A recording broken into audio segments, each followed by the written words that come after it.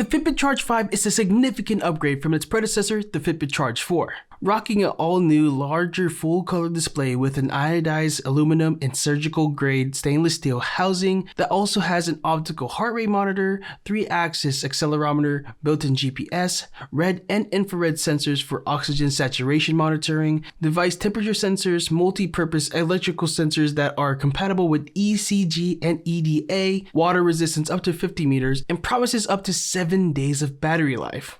That's if you're not using always-on display. After having this for a few months, I think this is a complete must-have for anybody who's looking to upgrade their older Fitbit or anybody who's looking to join the Fitbit family and find their first one. I'd love to tell you why, so let's talk tech.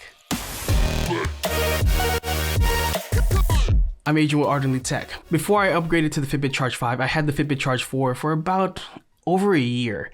And honestly, it's a completely different experience and it feels like a completely different device. Because it is. Let's start with what I loved about it. The most obvious thing is the new screen. The overall look of the display is beautiful. The new colors are just nice and bright. You can see it outdoors now. Back when I had the Fitbit Charge 4, it was hard to see outdoors and you had to like cup it whenever you were walking outside or doing any sort of activities outside and trying to check your time. Forget about it. Now that it has a fully colored display and the bright screens, it's easy to see it outdoors, especially with the always on display. I just started using that recently and it's honestly a game changer. It's just easier to see that instead of having to flick your wrist, it's just always on. They have a new Find My feature that they just did with an upgrade where you can swipe down and just turn Find My iPhone and it plays this loud tune.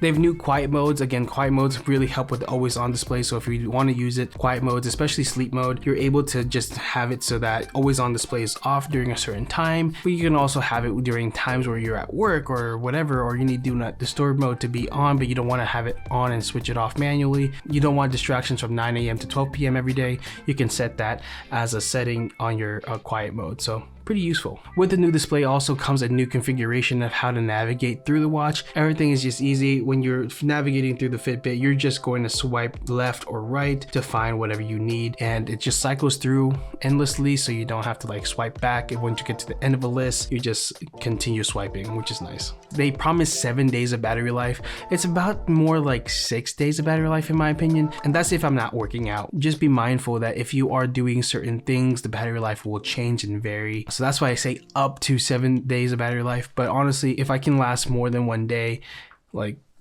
it's gonna be great. I don't know, I like the fact that I don't have to keep on charging this daily. In a previous video, Arnell reviewed the Amazon Halo View, and he talked about how the Halo View, you don't see emojis or messages fully the way that you would like them to. Well, that's not the case for this one. The Fitbit, you always were able to see emojis, even in the Fitbit Charge 4, even though it's black and white. Now you get to see full color emojis, and they do a really great job replicating the emojis into their system so that you can see them appropriately when you're reading a text. Another thing that I love to use this Fitbit for is the sleep tracking. Because of its small form factor, I barely feel that it's ever there. So sleeping with it is great and really easy, and it really tracks it really well. I can't say that if it's really upgraded from the Fitbit Charge 4. I feel like it does, but I can't say for sure if that's the case. It doesn't miss my hours. There's times with my Fitbit Charge 4 where I would sleep and I would go up the next day and it wouldn't track any of my sleep. It doesn't seem to happen as often with the Fitbit Charge 5. It does still happen once in a while, but usually it's because I either didn't sleep enough hours or they're like trying to track a nap. So in that sense, it feels a bit more accurate.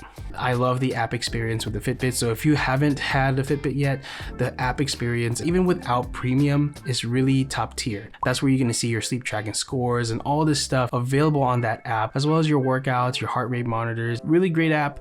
You don't need a premium to make that useful. Having the Fitbit premium does add a bit more to your Fitbit experience, but again, not necessary. Now, though I love the Fitbit Charge 5 so much, there are some things I don't care too much about. And one of those things was that little home button that's on the Fitbit Charge 4, or even the 2, and I think all of the previous models had that haptic button on the side that just acted as that home button. And for me, that was something that I was so used to, and it's not a huge deal. It's just a preference thing. But yeah, if you want to go home, you can always double tap the screen at any point and it'll return to your clock face. But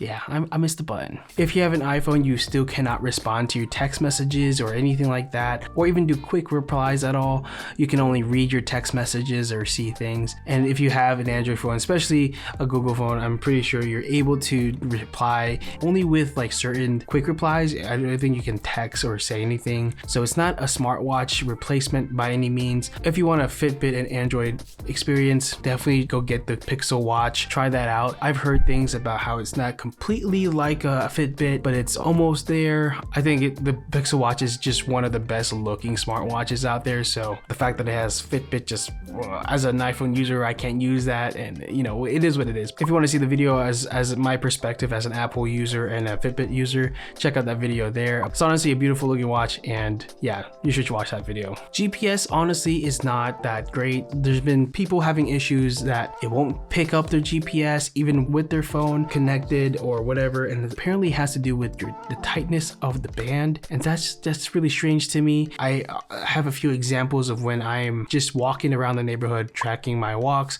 You'll see that instead of like showing me going in a straight line or straight path, it has me zigzagging throughout the pathway, and that's certainly not what I'm doing. But if you don't care too much about it, it's not really gonna affect your experience by any means. It's still not perfect in that regard. And though the screen is a lot beautiful and a lot larger than the last model, it feels like with the glass that they give you, there's a lot of bezel around it that could be used but isn't being used. So it's really disappointing when I realized that. I was like, man, that's a big bezel around this watch, and I hope in future models they utilize that screen completely, because it just feels like I'm being gypped. Also, when it comes to changing your watch faces, you still have to do it through the app, which I know is probably a Fitbit wide situation. I just wish that it could at least do like 2 or 3 that you can choose from and alternate between, because it's just a bit of an effort to go to your app and wait for it to update, and it takes like a few minutes rather than just a few swipes, you know, a few seconds on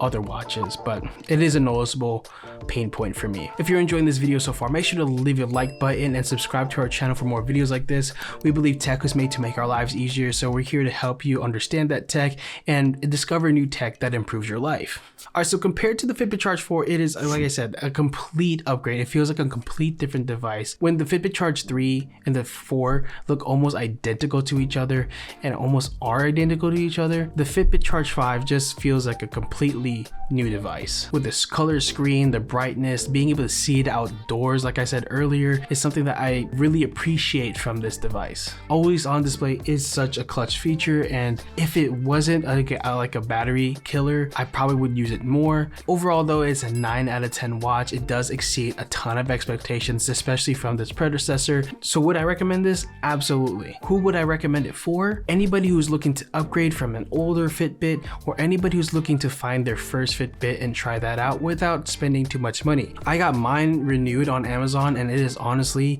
a really great price for 70 bucks. If I find a renewed version of this again, I will link it in our affiliate links down below. But even buying the brand new, you get 6 months of the Fitbit Premium. Again, if you're interested in getting this Fitbit, check out our affiliate links in the description below. Subscribe for more videos like this. But if you're not sold on the Fitbit Charge 5, check out the review that Arnell did on the Amazon Halo View, which is a nice budget fitness tracker.